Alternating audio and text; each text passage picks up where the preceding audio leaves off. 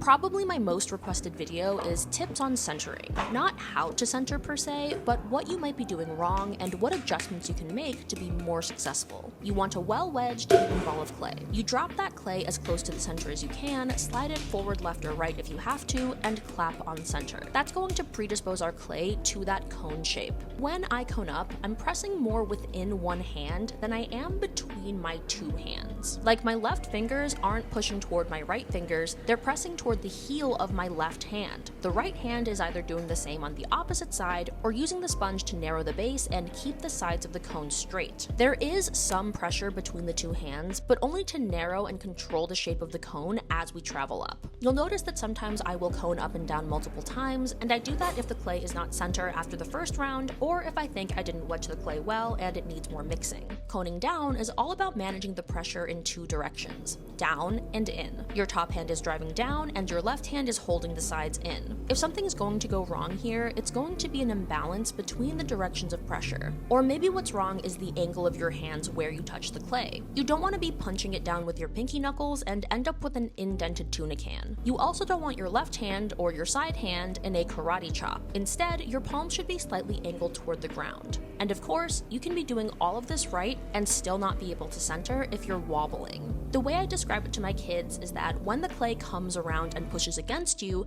you need to bolster your strength and prevent yourself from moving. But then when that clay continues to spin and starts to retreat from you, you can't pursue it and push it even further in that direction. Just know that it's not all about strength. When it comes to opening the clay, I like to take my— Hey there! Do you want to hear more of my tips and tricks on how to throw throughout the entire process from beginning to end? Do you want a proper, in-depth explanation of how I do that serrated rib texture on the sides of my mugs? Well, do I have good news for you! I just uploaded a 10-minute long video doing exactly that on YouTube. Real talk though, between you and me, if you're still here, I am trying to build a in-home basement studio so I can make more creative and consistent content for you guys, and it's gonna cost a lot of money. Money that I do not currently have, especially since I'm planning a wedding in this economy. And frankly, the money you make from long-form YouTube videos is just completely a different scale than TikTok, Instagram, or Shorts. So if you want a literal tutorial on how to make my signature mugs, go to my YouTube channel, ceramics.pottery, and I'm gonna explain everything for you, and you'll be helping me out in my next chapter of my career and my life. Thank you so much, and make sure you're subscribed to my YouTube channel. That's like the best way you can help me. Thank you so much. Bye!